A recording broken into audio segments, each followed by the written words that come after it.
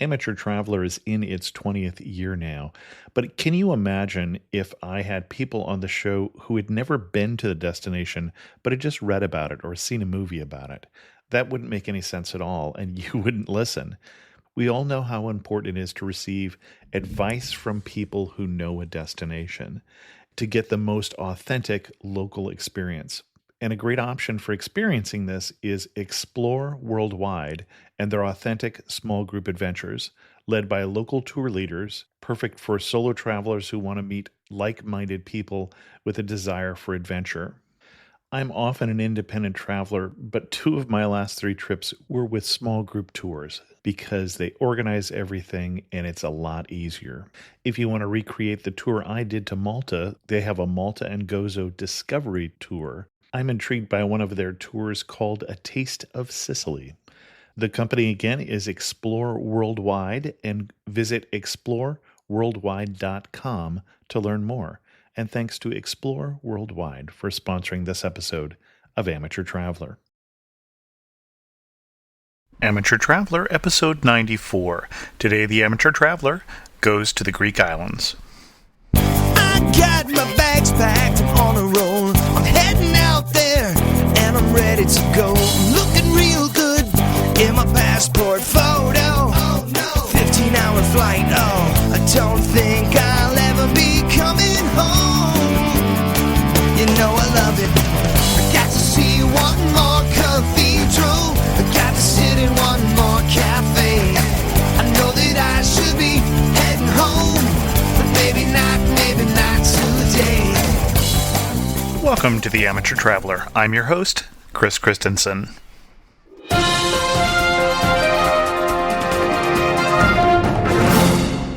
The first news story I have for you today is one of those strange but true stories. Film director Mike Figgis, who is the director of such films as Leaving Las Vegas, was recently held for questioning at the Los Angeles International Airport for 5 hours because a TSA screener misunderstood something he said at the screening. He reportedly told the screener he was at the airport to, quote, shoot a pilot. Of course, in Hollywood speak, that means he was filming a TV episode that might turn into a series. Okay. Just add that to your list of things not to mention at airport security. Former guest Tim from the Twisted Wrist podcast sent in a story that he saw in the Globe and Mail, globeandmail.com, about the new X-ray machines that are coming to airports sometime soon.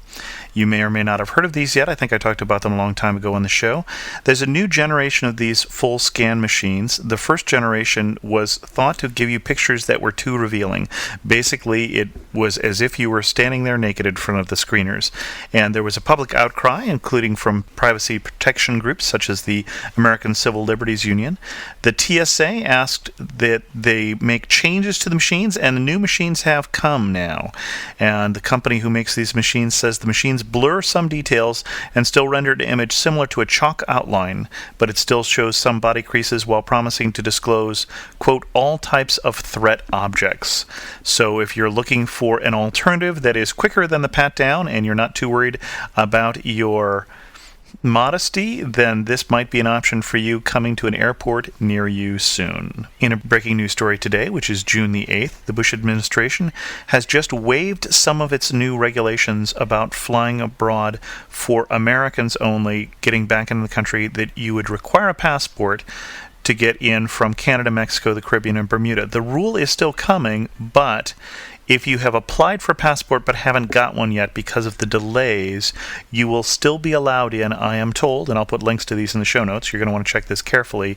If you have proof that you have applied, you will still need to have a receipt that you have applied for a passport and a government-issued ID. So check out those details. If you are, again, only U.S. citizens, not for people who are foreign nationals coming to the U.S., and you're going to Canada, Mexico, the Caribbean, or Bermuda this summer, and they have delayed when you would actually have to have the passport until September. I'd like to welcome to the show Will Mannis. Will Mannis is an author who's come to talk about the Greek islands. And, Will, you've written a couple books at least. You've mentioned one to me, This Way to Paradise, Dancing on the Tables, which is more autobiographical, I believe. Yes, it's a memoir of the time we have spent mostly in the village of Lindos in the island of Rhodes. And then you also mentioned a novel, which is a dog called Lekka. Yes, that's a young adult novel, and it deals with a young American lad sailing the Aegean in a catamaran in the company of an exceptional dog. The dog actually did exist. He sailed with a friend of mine, a Polish sailor, for about 8 or 9 years, and the guy told me stories about him, and I used a lot of those stories as the basis of the book. You've spent a lot of time living in the Greek islands, which is one of the reasons we're having on the show, but you're not from there, so how did you end up there? Well, I'm from New York. My wife is from Scotland. We met in New York and got married, and then I had to go to Scotland to meet my in-laws. And before we left New York, a Greek-American friend, a painter, I even remember his name, Peter Panos, said, if you're going to Europe, you've got to go to Greece. You'll have a great time. This was 1961. So we, after going to Scotland, we got on the French in Paris, the Simplon Orient Express railway train, and got to Athens and found our way to Lindos, intending to stay 3 days on our honeymoon, and ended up staying 35 years. So something happened, obviously, in those 3 days. Yeah, we fell completely in love with the island, with the village. Much to our surprise, we started living there. In those days, Lindos had only 500 people, mostly Greeks, but a small foreign colony had already settled in there, about 25 foreigners, Americans, Europeans, mostly painters. Somebody got us a house for $12 with a beautiful courtyard. No running water, no electricity. But even so, it was a big change, of course. We really fell in love with the place and decided that we would stay there. And we did for a long time. And since you talked about painters being there, obviously we're talking about someplace that's beautiful. So can you paint us a verbal picture of what you found when you went there? Well, Lindos, first of all, has a great history, the way most of Greece does. At one time, Lindos was a city-state. The town of Lindos owned about 1/3 of the island of Rhodes, which is 90 miles long. And they had shipbuilding there and ship repairing and trading and very prosperous. And this was reflected in the houses they built. Because they were seafaring people, they brought back influences from, say, Lebanon and then Palestine, Syria, Cyprus, whatever. And the houses were built on a grand scale, much grander than most Greek island houses of the time. Big interior courtyards, pebbled mosaic floors, sleeping platforms, hand-painted ceilings, beautiful handcrafted woodwork all through the house, the doors, the windowsills, everything handcrafted by master craftsmen. And so this is a big revelation. The village is topped by an acropolis, which is actually older than the one in Athens. And it's got beaches on both sides and beautiful bays. And, of course, Rhodes is in the eastern corner of the Aegean. So on a clear day, say in winter, you could see the mountains of Turkey, which would be about 30 miles away. These factors, the village scattered on the flanks of the hill under the Acropolis, and the beaches, and just the whole feeling of it just struck us and made us fall in love. And you lived there for 35 years. How did it change in that 35 years? Oh, well, the changes are enormous, and of course my book does deal with the changes in a very specific way. Lindos was a beauty spot, of course, and that started attracting foreigners like ourselves. First the artists came, and then the usual pattern is rich people follow the artists because they like to live in places with atmosphere and charm and beauty. And then after that, mass tourism came in, and now Lindos is completely a mass tourist center. Village, which had, as I said, 500 people, now receives something like 15,000 visitors a day. And has, 30 bars and 3 discotheques, and is completely devoted to the tourist industry. So if I were going, for instance, the Greek islands, which I haven't been yet, but as I told you earlier, I would certainly love to, where would you recommend someone go to see maybe the Greek islands that you saw, or to see what you think is the real Greek islands?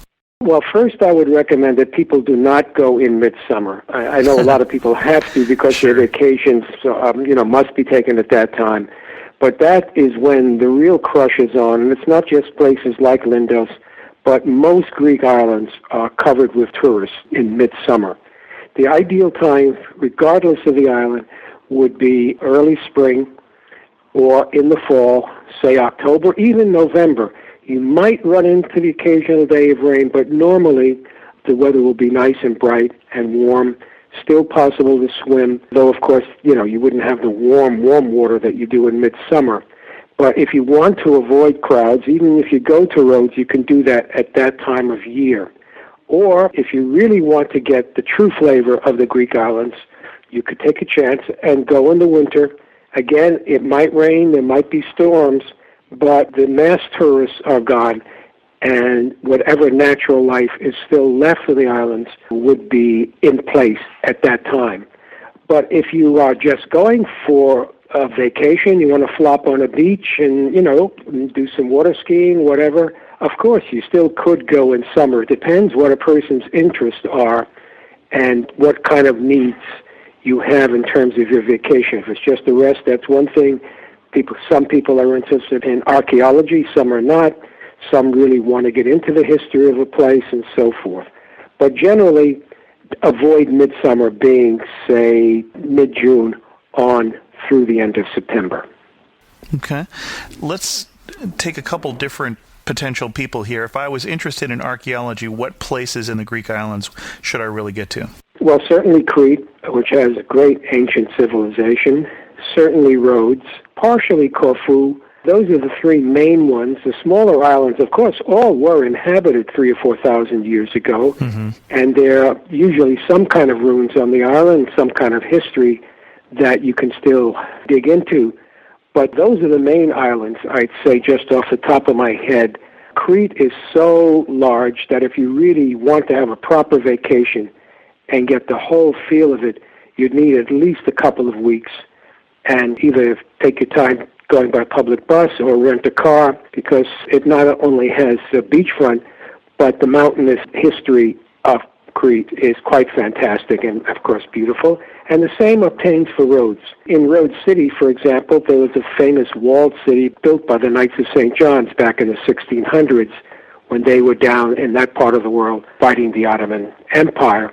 And so Rhodes and the bigger islands have installations like that, which are still in place and are really fascinating, even though most of the little shops that were one time occupied by artisans and craftsmen and wine cellars and so on have now become tourist shops, but you can get a great feel for the history of an installation like that. Okay. Now, let's say I'm a fan of nature. I want to go swimming in the Aegean. I want to go hiking, that active sort of thing. Where should I go? Well, hiking is a really wonderful thing to do in Greece. You do not have to go to the islands for hiking, though you certainly can, because bigger islands, most of them have, like Rhodes and Crete and so on, have huge mountain ranges, but there's also a lot of hiking on the Greek mainland itself, so you don't have to go get a boat and find it. There is one book, hiking, I forget the exact name of it, but it's written by a friend of mine, Mark, M-A-R-C, I think it is, D-U-B-I-N, and he's a veteran hiker and a veteran travel writer. He works for the Rough Guides and has covered a lot of Greece, and he's written a book about hiking in Greece, and all of the great areas are laid out by him in very, very specific detail. Okay.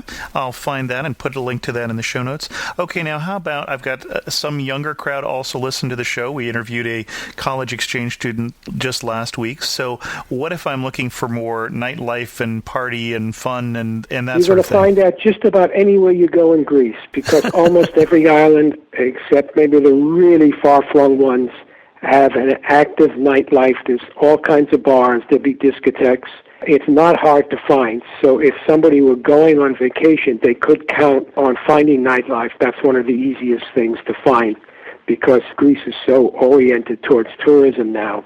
And so many of the tourists are young people down on fairly cheap package tours. I'm talking mostly from Europe. Americans don't travel that way. But you'll find the Europeans fill the charter flights. And wherever they are, you're going to find a nightlife. I mean, again, Lindos, a tiny village like ours, has over 40, 50 bars alone, plus 2 or 3 discotheques. So you don't have to search hard to find nightlife. Well, and I noticed that the first book we referenced that we talked about, This Way to Paradise, dancing on the tables. So there sounds like there's a bit of a joy in the Greek culture here. Is that an understatement?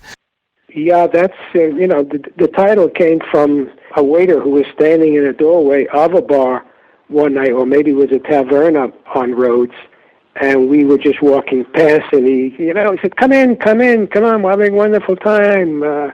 This Way to Paradise, my friend, dancing on the table. So I always remember that, and I use it as a title for my book. What other characters have you met in the 35 years you spent in the Greek islands?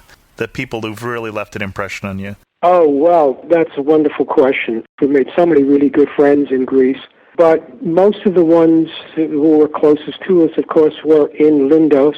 A huge range of people, and that was one of the great things about living there. You could meet people from all over the world, and you wouldn't have a chance to meet them in normal life, say, back here, even where we are in California.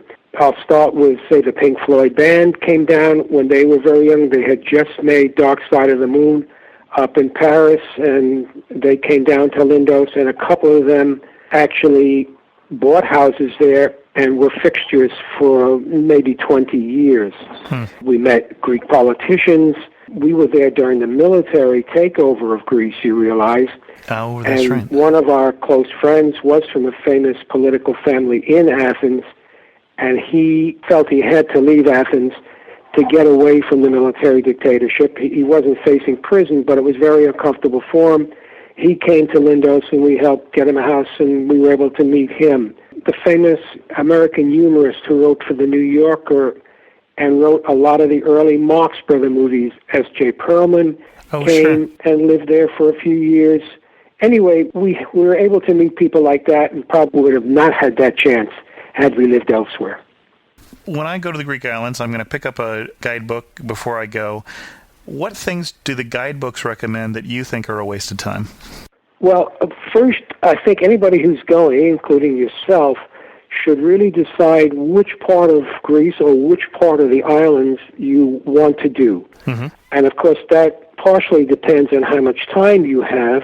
I don't know if you restricted, say, to 2 weeks. But one thing I would recommend to anybody contemplating a trip to the islands, don't try to do too much. Some people want to do 12 islands in 2 weeks. And so they're always packing up, always waiting for a plane or a ferry boat.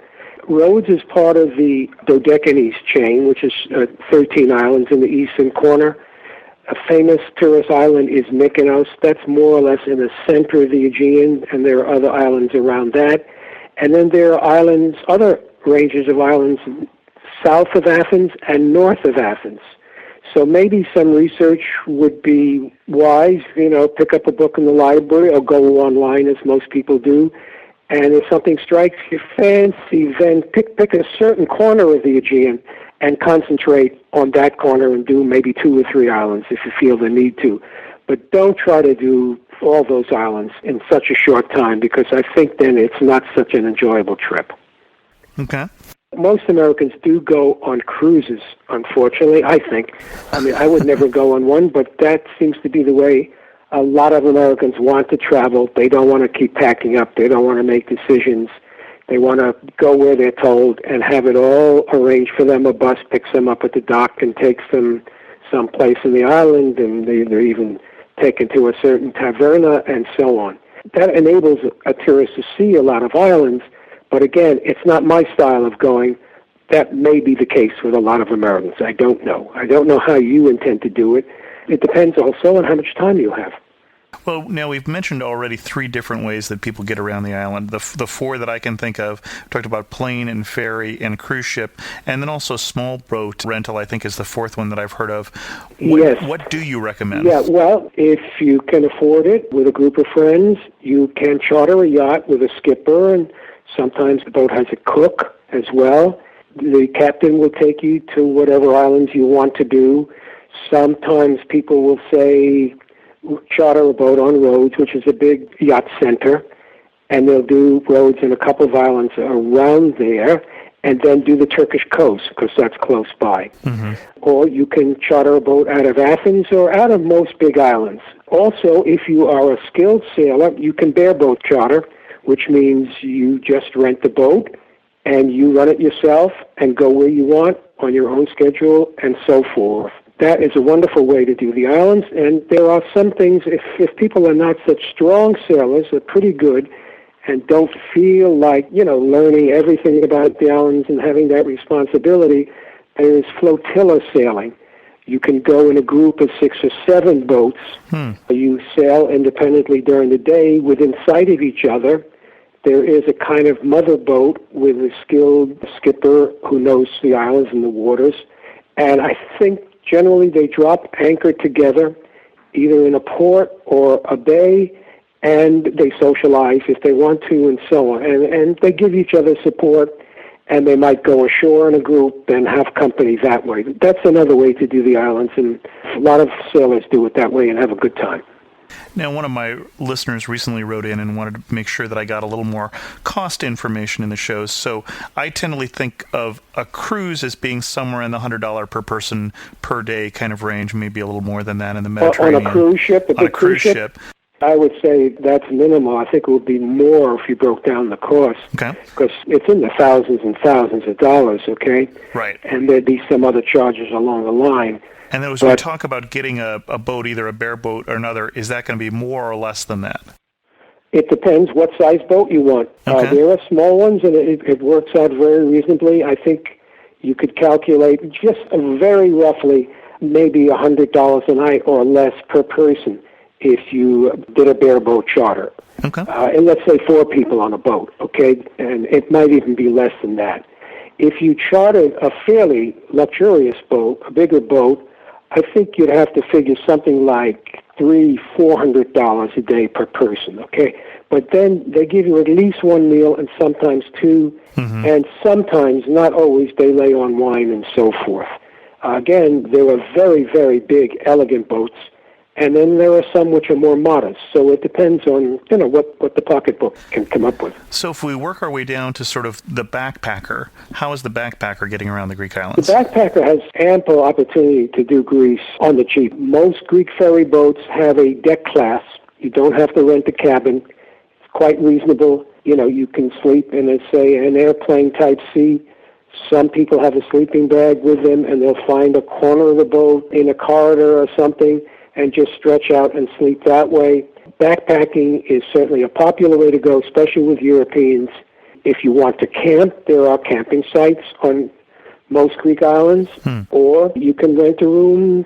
Usually when a ferry boat pulls into an island, there are 15, 20 local Greeks waiting, offering rooms for rent and so forth, and a lot of those rooms are quite nice. And, you can bargain a bit, and prices in Greece, though, people should be prepared, have gone up over the years, especially when Greece joined the EU, and now the drachma's gone, and it's all euros.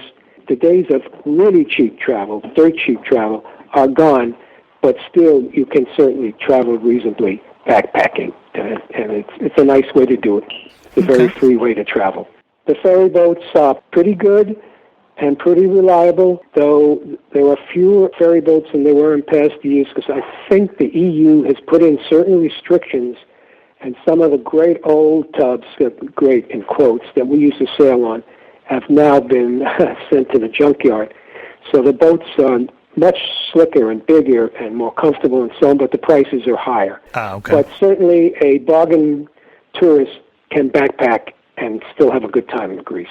One of the things you mentioned is being met at the dock by the people who have the room to rent. That reminds me, obviously, as we're interacting with the local people, Greek. The characters are different. How often is it that people speak English? And how do you learn Greek? And how much do you recommend? And what are the key phrases? Well, if anybody picks up a guidebook, just about any guidebook in Greece that's out there will have a couple of pages of key phrases. Mm-hmm. You know, the thing you learn in any language, in any country, basically. You know, how much is it? Where can I find a room? Thank you, good night, good morning. That's all laid out in guidebooks, so that's no problem. If you want to do something in a more sophisticated way, you can pick up tapes in the library and listen to them, or even get yourself, simple grammar book which is out there. But again, when we first arrived in Greece, hardly anybody spoke English anywhere we went. Some people spoke French on roads. A lot of the older generation spoke Italian because the Italians colonized roads between the two wars, First World War and Second World War, and were down there as colonizers. And many people were forced to learn Italian. But over the years, especially with the advent of mass tourism, more and more Greeks have learned English. This is not to say every single Greek you meet does speak English, but inevitably you can find somebody in a small crowd who will, and that's no problem. But meeting Greeks is very easy. Hospitality is still part of the Greek character, and Greeks are very warm, gregarious people, and if you show some friendship and try to speak a few words of the language, they do appreciate it.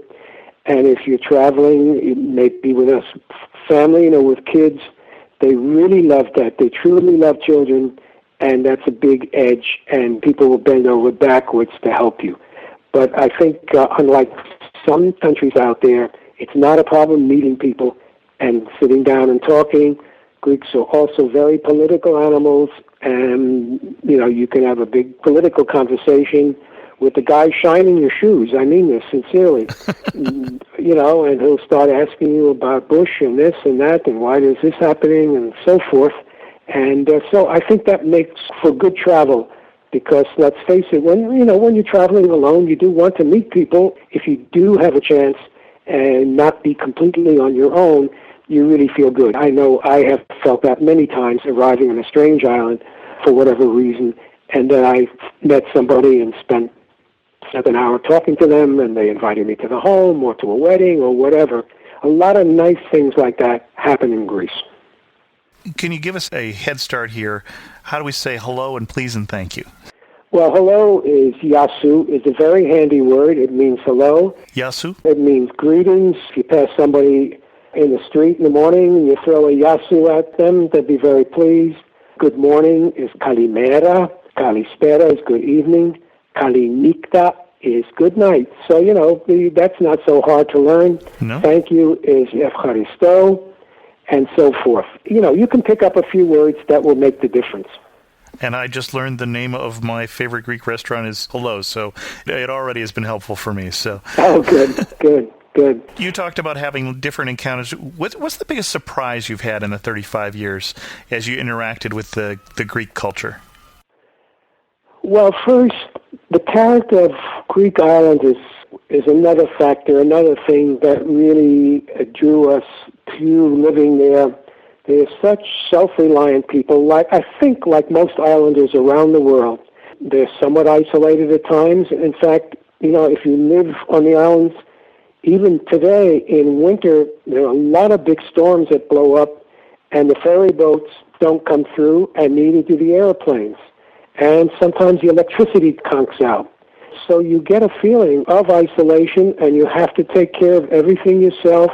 I think of a fisherman friend who not only fishes, he repairs engines, he builds houses, he's got a farm somewhere, and he does a little farming, and he takes tourists up to the Acropolis on donkey, and he does 10 or 15 really good things to make a living. And that self-reliance really impressed me. I have a special feeling for island people, and the women are like that too. Very strong, very sturdy, very capable. I mean, when mass tourism came in, women who probably had not had much schooling suddenly were running tourist agencies, doing the books in restaurants, learned English, went to school, who knows what, sent their daughters to medical school, and so on. And the changes in that regard are very strong, but it's the human experience of living and I think visiting the islands that is foremost in my mind. Of course, I'm interested in history and archaeology and so on, but the human experience is what really counts in Greece. And speaking of the human experience, if we're going to go there, what food should we make sure we don't miss? Well, you can't go too wrong with most of the food that you will encounter in Greece, if only because, at least most of the time, it's very fresh. The tomatoes you get in a salad were probably picked yesterday or that very morning. Same for the cucumbers. The feta cheese may have been made by an old lady up on the hillside. The bread, conceivably, was just made a few hours ago. So if you stick with even simple things, the ingredients are fresh. Greek food generally is very tasty. It might be simple, sometimes rough, but we came to like it a lot. Of course, with mass tourism, it means that there isn't, say, enough fresh fish to feed everybody. So a lot of the fish you will eat in Greece is frozen and comes from Africa or grown in fish farms now.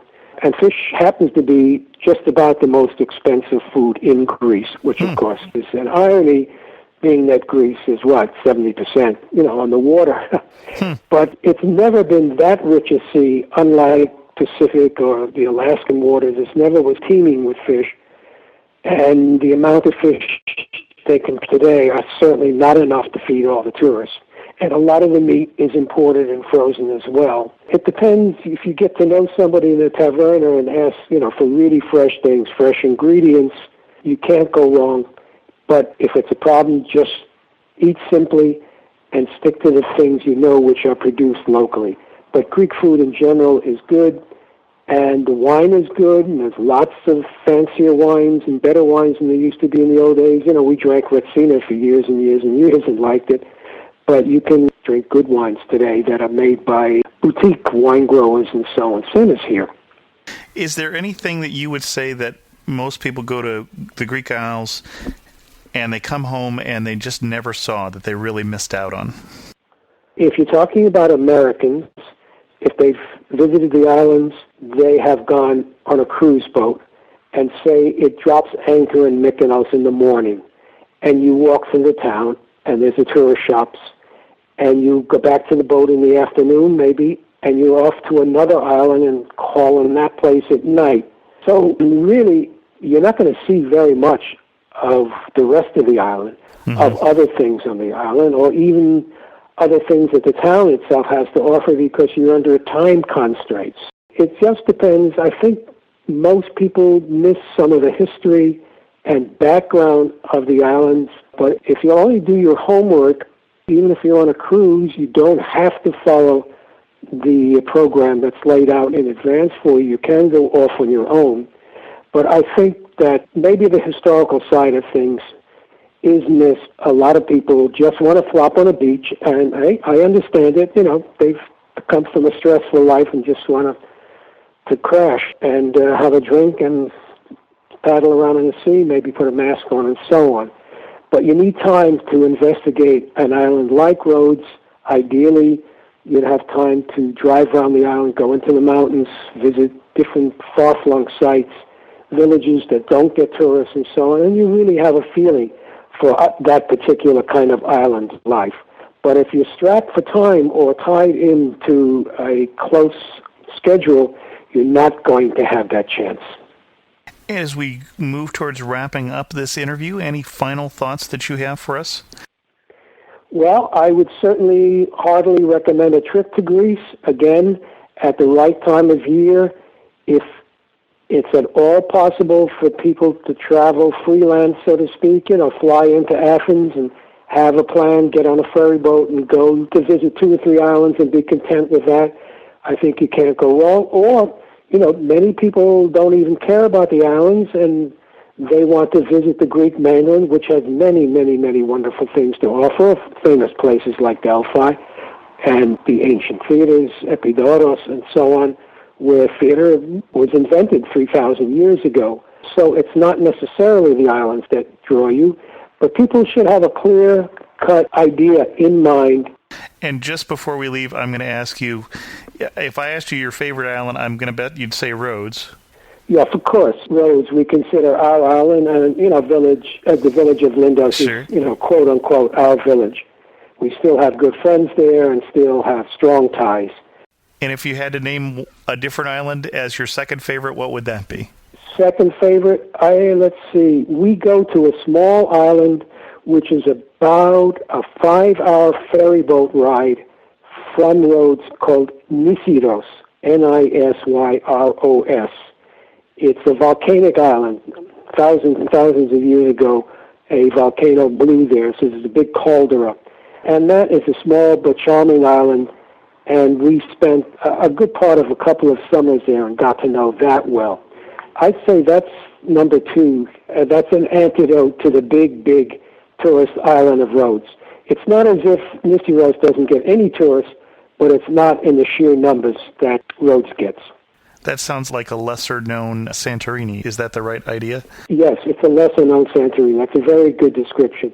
Santorini is an extremely beautiful island to visit. The beaches are not terribly good, but if you really are interested in history, certainly that would be a great place to visit. Some of the villages are really unique. I mean, friends of ours who are native there, well, she's actually Austrian, married to a Greek ex-merchant marine guy. They took their some caves in the side of a hillside overlooking the caldera where the volcano had once been there, and they turned those caves into hotel rooms.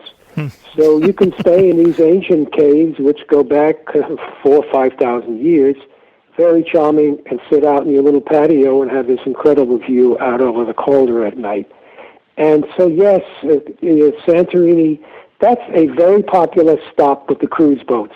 Right. Most of the cruise boats go to 4 islands, Rhodes, Santorini, well, they go to Mykonos as well, and Crete. Those are the 4 big stops in the Greek islands, okay?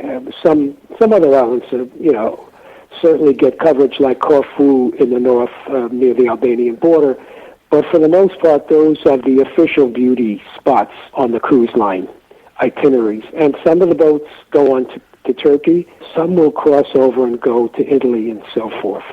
Well, I thank you very much for being on the show and for telling us a little bit about... Okay, if anybody is interested in has any specific questions or is interested in any of the books, I'll give my email, which is mmanus, 2 M's, MMANUS, at roadrunner, that's one word, .net.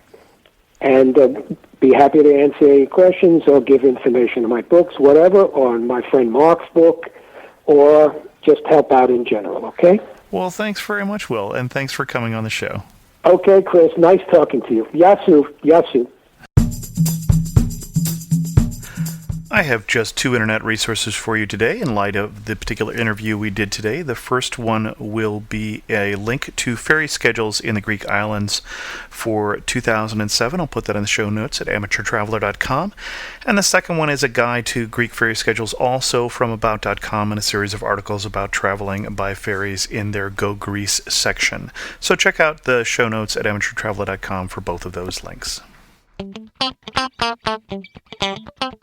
Finally, in the community section of the show today, a few of you observant people who listen to Rick Steves' radio show or podcast noticed that he read a poem of mine on his last show. One correction to that, he said it was a recent poem. In the poem, it was talking about going to London, and my wife was pregnant with my daughter, and my daughter just graduated high school this year, so obviously not a recent poem. And then I made reference to another email that I got this week in today's interview, and that was an email from Amanda, and Amanda wrote me, "Hi, I'm a stay-at-home mom who was once a Peace Corps volunteer on the island of Dominica in the Eastern Caribbean. My husband and I have made the decision to live on one income for what everyone says is a short period in our lives, the youth of our children. So fantastic trips are not for us at this time. Prior to this, I traveled to all 50 states. Well, that beats me by at least 14, I think. I walk about 3 miles a day to keep myself from going crazy and have been downloading your podcast from my mom's high-speed connection to my iPod. We are rural and still on dial-up. Anyway, first of all, thank you for giving me an escape with all the delightful sounds and tales of travel. I especially loved rug bargaining in turkey. Secondly, a small request. Since money equals travel equals money to me, I wish you would include more specific dollar information. I get the feeling you think it would be rude to ask, for example, the couple living in Europe what their budget is and how they can afford to take a year off, or how they came into having all that money, but knowing this might help me justify the tediousness that is daily living. How much did people spend on air flight to Uganda? What exactly was the cost of the ticket you kept mentioning in the Williamsburg podcast? Amanda, thank you for the useful critique. I will try and do a better job of that. I tried to do a little better job on this show, although we did not talk specifically about ferry costs. I did include links in the show notes so you could figure those out. And with that, we'll bring this show to a close. Thank you again for listening, and I'd love to hear from you. Send me an email at host@amateurtraveler.com, or look for the many other ways to contact me at amateurtraveler.com/contact. And as always, thanks so much for listening. I got to see one more cathedral. I got to sit in one more cafe. I know that I should be heading home, but maybe not today.